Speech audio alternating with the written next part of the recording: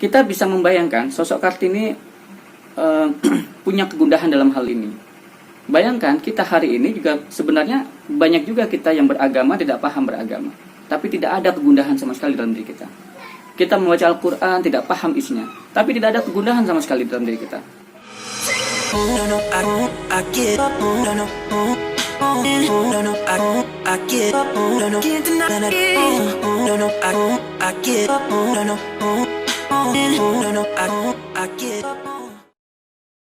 Bismillahirrahmanirrahim. Assalamualaikum warahmatullahi wabarakatuh.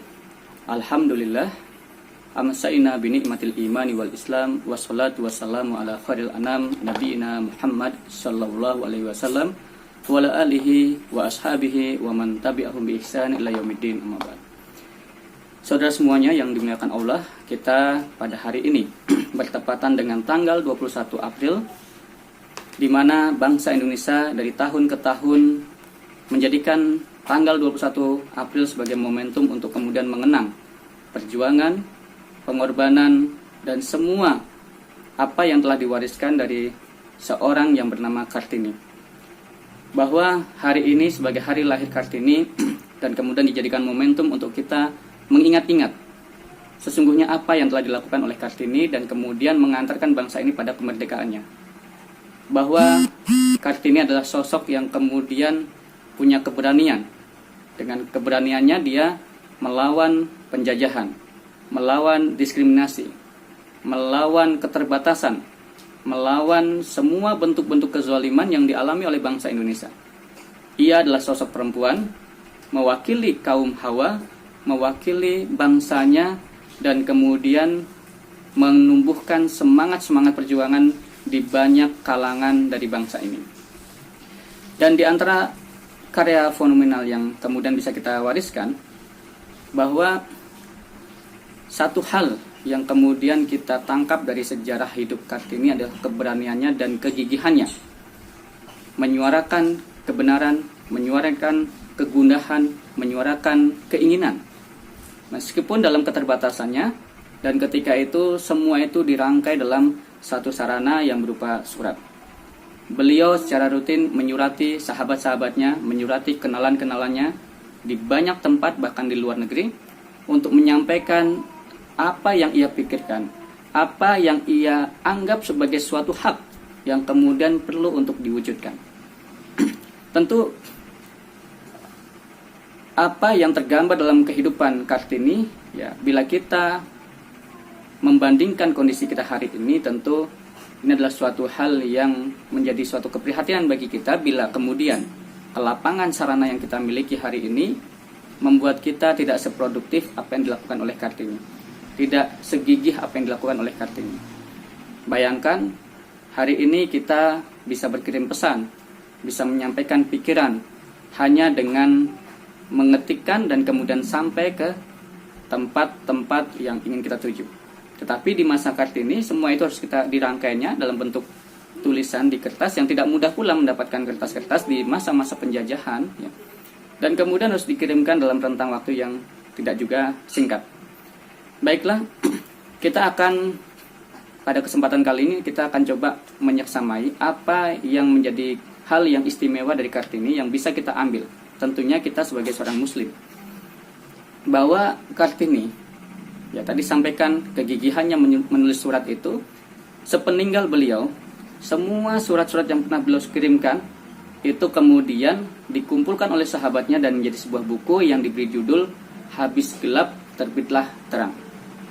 Habis gelap terbitlah terang sesungguhnya bagi kita sebagai muslim merupakan istilah yang tidak asing, bahkan telah terpatri dalam sanubari kita, telah tertancap erat dalam tekad kita, sebab begitulah kita diciptakan, kita hadir ke dunia ini untuk tujuan itu.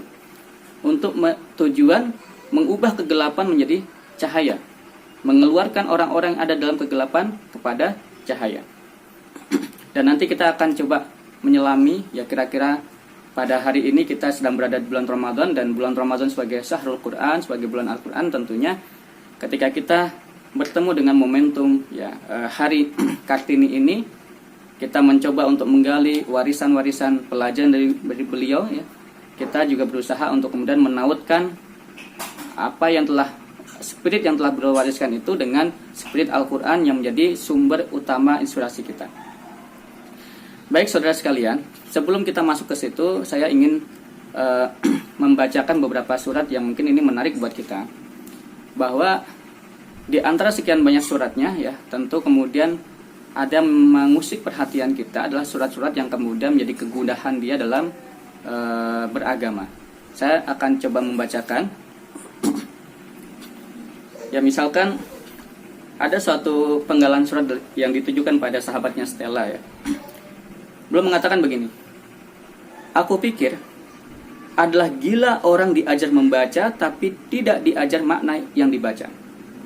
Itu sama halnya engkau menyuruh aku menghafal bahasa Inggris tapi tidak memberi artinya.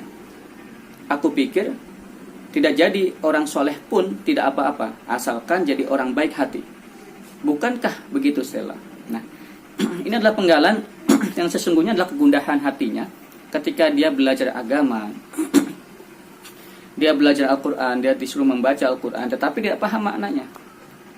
Jadi sebenarnya memang nanti kalau kita membacanya sekilas akan salah paham ya. Tetapi sesungguhnya apa yang disampaikan oleh Kartini di surat ini, ya dia sedang menyampaikan kegundahan hatinya ketika dia diajarkan suatu pelajaran agama, tetapi yang berbahasa Arab tentunya.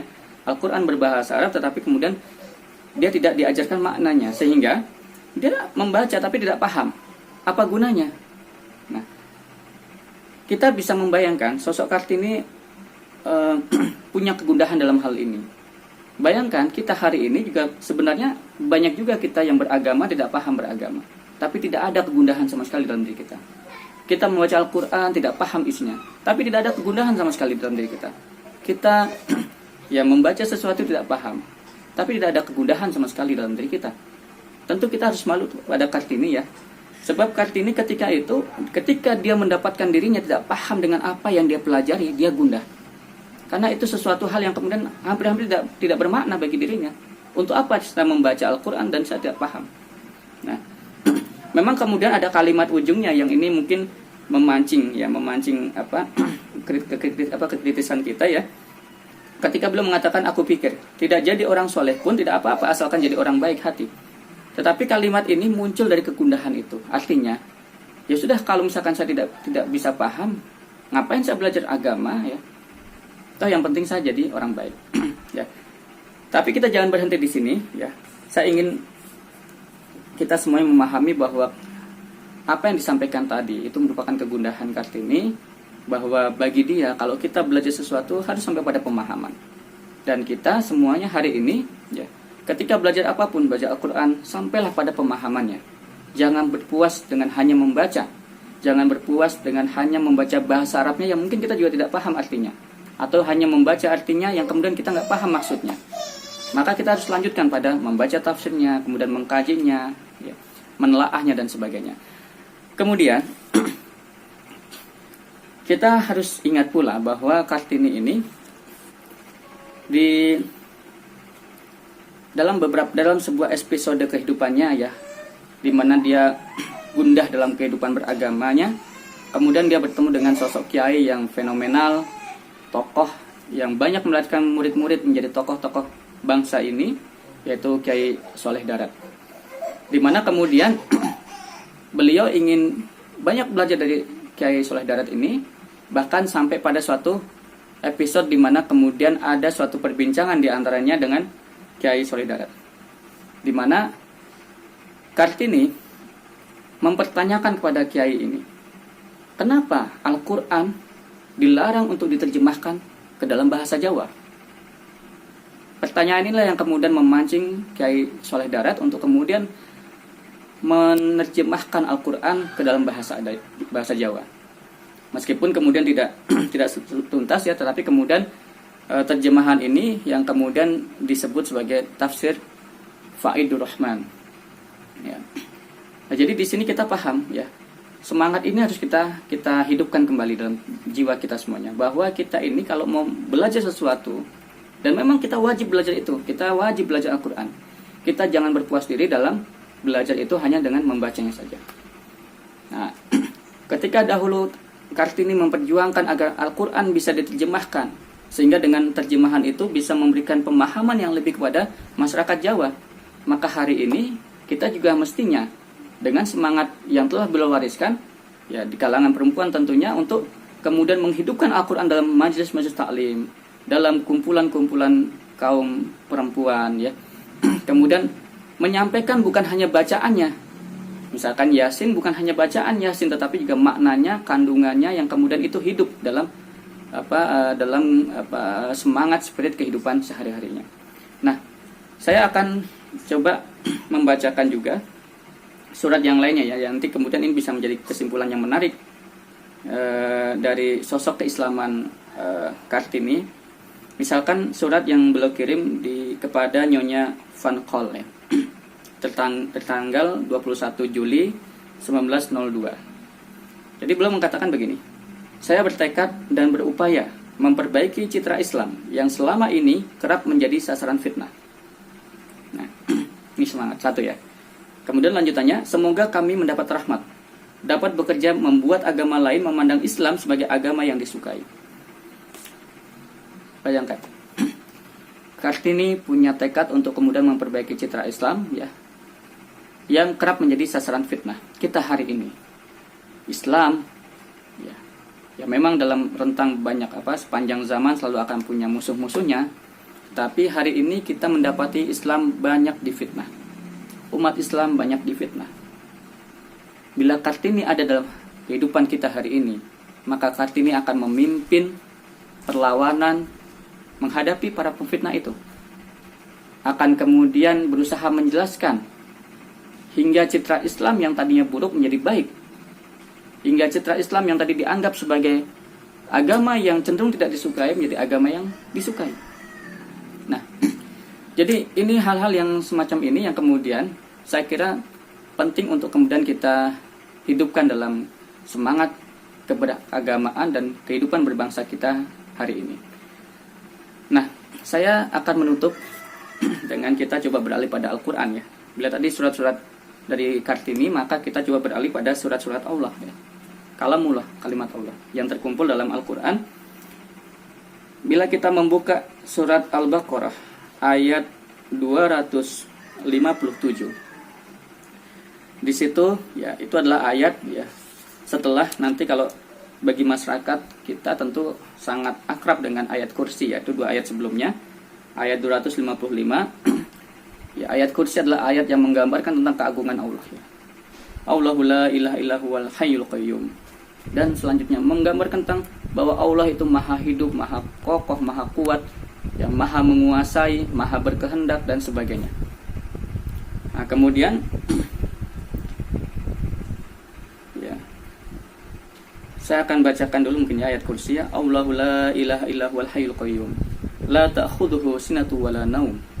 Lahu ma fis samawati wa ma fil ard. Man dzalladzi yashfa'u indahu illa bi idnih. Ya'lamu ma baina aydihim wa ma khalfahum. Wa la yuhituna bi syai'in min ilmihi illa bima syaa. Wasi'a kursiyyuhus samawati wal ard. Wa la ya'uduhu hifdzuhuma wa huwal aliyyul 'azim. Kemudian berikutnya apa kata Allah? La ikraha fid din. Qad tabayyana rusdu minal ghayy.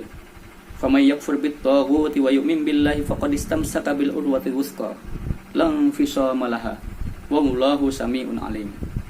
Jadi setelah menggambarkan tentang keagungan-keagungan Allah dalam ayat kursi itu, kemudian Allah lanjutkan bahwa tidak ada paksaan dalam beragama. Telah jelas penjelasannya. Dan siapa yang kufur kepada atau mengingkari ketogutan, atau mereka yang kemudian memusuhi Allah, atau mereka yang kemudian menandingi Allah, ya. Dan kemudian wa yu'min billahi faqad istamsaka bil urwatil wuthqa. Dan kemudian dia beriman kepada Allah, maka sesungguhnya dia telah berpegang teguh pada tali yang kuat, ya. Ini adalah penegasan, ya, bahwa Allah memerintahkan kita kemudian untuk berpegang teguh pada keimanan ini. Dan nanti kita akan menarik ayat yang berikutnya. Saya akan bacakan ayat yang berikutnya. Inilah yang sebenarnya, ya, kalau tadi kita bicara tentang buku kumpulan surat Kartini habis gelap terbitlah terang, maka istilah dalam Al-Qur'annya minadz-dzulumati ilan nur.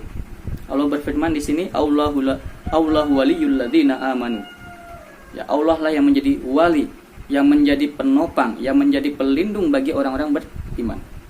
Kalau kita orang beriman, maka pelindung kita adalah Allah.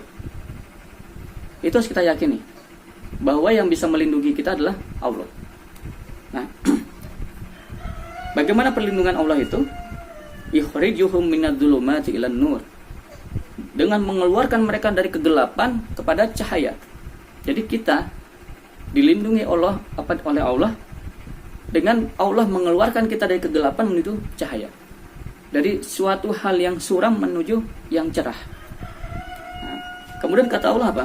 Walladzina kafaru awliya'uhum, ya, awliya'uhumut taghutu yukhrijunahum minan nuri ila dzulumat. Jadi dan mereka orang-orang yang kafir, ya, wali-wali mereka, pelindung-pelindung mereka adalah taghut. Apa itu taghut? Tandingan-tandingan Allah. Siapa itu? Ya, mereka yang kemudian hadir untuk menandingi Allah. Apakah kemudian menjadi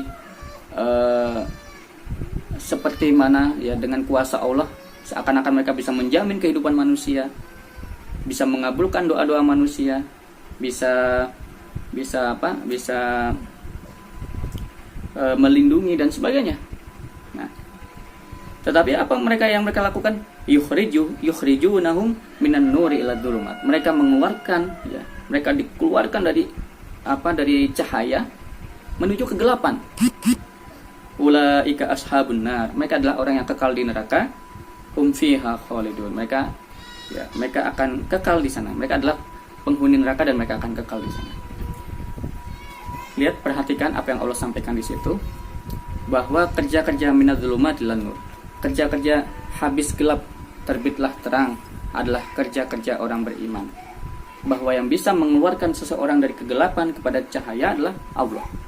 Maka bila kita hendak keluar dari kegelapan menuju cahaya, maka mendekatlah pada Allah, berimanlah kepada Allah, yakinlah kepada Allah, mintalah pertolongan kepada Allah.